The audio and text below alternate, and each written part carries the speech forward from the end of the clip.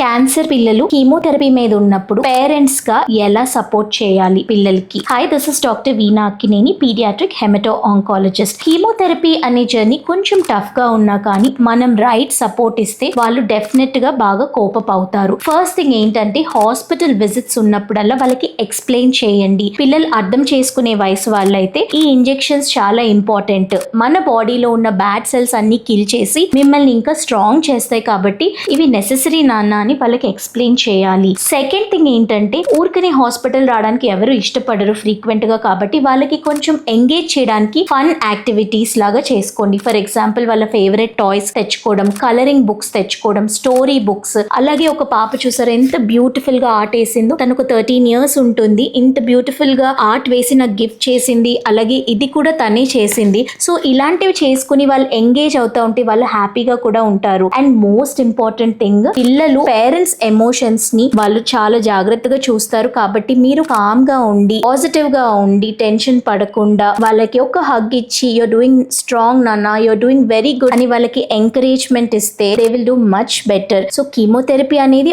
Just ఒక medicine కాదు, మీ love and presence తో you can overcome this in much better way and come out like champions.